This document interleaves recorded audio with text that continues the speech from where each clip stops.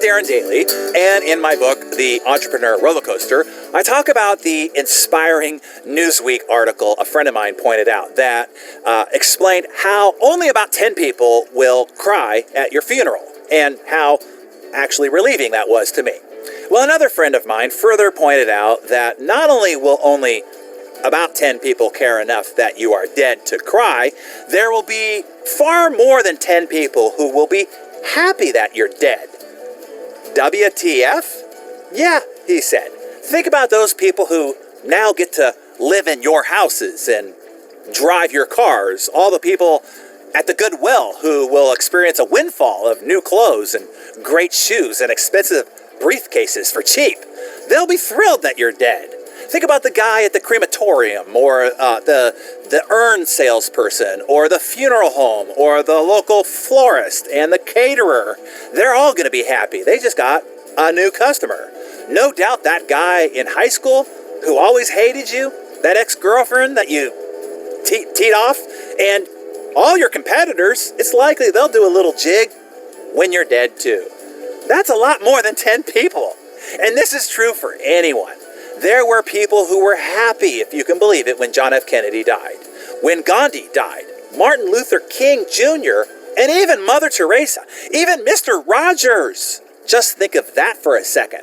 Hell, there was a whole populace of people who were happy when Jesus of Nazareth died, for Christ's sakes.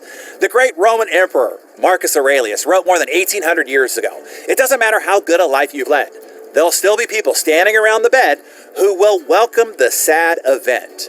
Even with the intelligent and the good, won't there be someone thinking, finally, to be through with that old school teacher. Even though he never said anything, you could always just sort of feel him judging you," he said.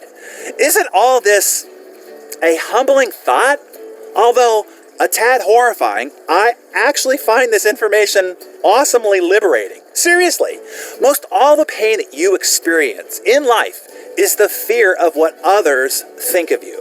That is why you feel uncomfortable in an environment of strangers. It is why you are intimidated to introduce yourself to someone that you don't know.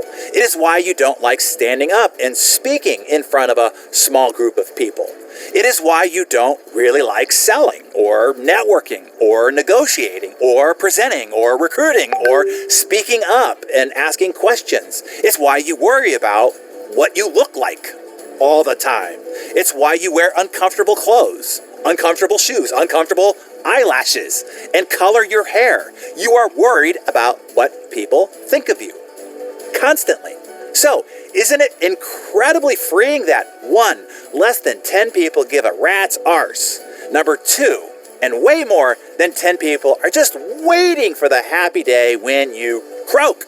Doesn't that make you stop giving a flippin' hoot what people think of you? Doesn't it prevent you from getting too wound up in trying to please everyone all the time? I think it's a relief to finally realize, no matter how good and virtuous you are, most people don't care. No matter how successful you are, not everyone is rooting for you. Here's what to do instead. Be your best you. For you, not for anyone else, just for you. And just smile and wave to everybody else. You can use your whole hand or maybe just one of the fingers. The choice is yours.